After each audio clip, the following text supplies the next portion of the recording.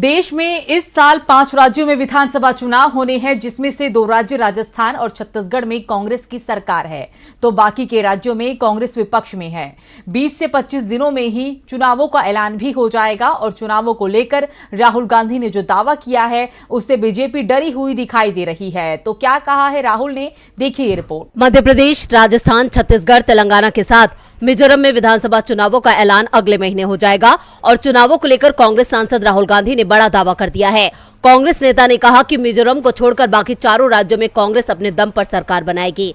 मध्य प्रदेश और छत्तीसगढ़ में तो कांग्रेस बहुत बड़ी जीत की ओर बढ़ रही है, तो राजस्थान और तेलंगाना में भी पार्टी को जीत मिलेगी, इसकी पूरी उम्मीद है। अब बीजेपी कांग्रेस का मुकाबला नहीं कर पा रही है और न ही कर पाएगी। अब ये सवाल ही नहीं उठेगा कि क्या कांग्रेस जीत पाएगी, अब कांग्रेस हर चुनाव जीतेगी। राहुल ने कहा है कि कर्नाटक चुनाव से हमने सबक सीखा है।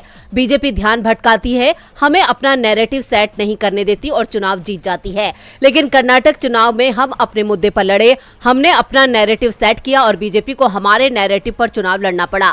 अब बीजेपी कांग्रेस से नहीं जीत पाएगी और ये बीजेपी के नेता भी मानने लगे हैं। राहुल ने कहा कि लोकसभा में रमेश बिधूड़ी ने क्या कहा, फिर अचानक निशिकांत दुबे आ गए। ये सब बीजेपी का जातिगत जनगणना के विचार से ध्यान भटकाने की कोशिश है। वो जानते हैं कि जातिगत जनगणना एक मौलिक चीज है जो देश की जनता चाहती है और वो इस पर विचार नहीं चाहते हैं, वो सिर्फ भटकाने की कोशिश करते हैं। लेकिन हमने अब ये सीख लिया है कि इससे कैसे निपटना है।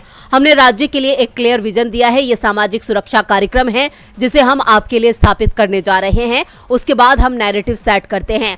राहुल ने महिला आरक्षण बिल को लेकर कहा कि अगर सरकार में इच्छा शक्ति हो तो ये बिल कल सुबह ही लागू हो सकता है, लेकिन बीजेपी महिलाओं को 10 साल तक इसका लाभ नहीं देना चाहती।